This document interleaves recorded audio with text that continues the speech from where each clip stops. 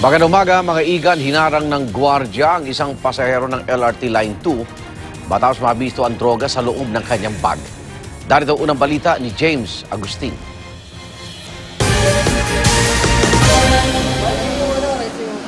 Hindi na pinayagang makapasok sa LRT 2 Betego Belmonte Station ang lalaking ito matapos makuhanan ng hinihinalang shabu at paraphernalia kagabi.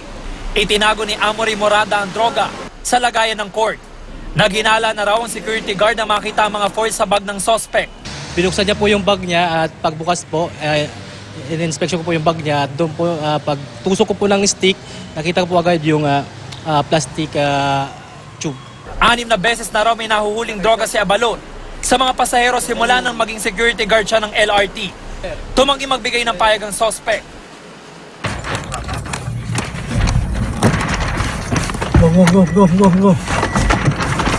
Sa bypass operation na aresto ang 4 na drug suspect sa barangay E. Rodriguez, Quezon City pasado hating gabi.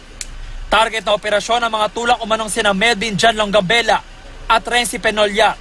Pero inabutang umi-score ang mag-live-in na sina El Reneo Soto at Laila Samalia. Nasakay ng tricycle kaya inaresto rin sila. Dako ang 20 sachet ng umuni shabu. Mga parokyano ito kung doon sa kuan nila kasi sa tix lang sila nagkakaroon ng orderan eh. Kung halimbawa kilala ka niya, bibigyan ka niya. Pero pag hindi, medyo alanganing magbigay ito. Todo tanggi naman ng mga suspect. Kahit pa kamakailanlan nakalaya si Longambella dahil sa pagtutulak ng droga, habang ang mag-live-in dati nang sumuko sa Oplan Tokha. Hindi po ako nagtulak. Ano nangyari kanina?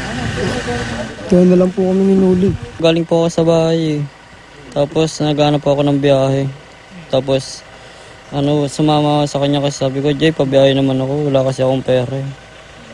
Ayun po. Tapos di ko pa alam na dito na dediretso.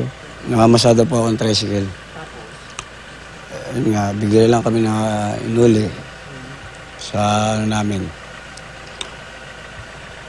Pagkuha namin dito. Ito ang unang balita sa Quezon City. James Agustin, reporting.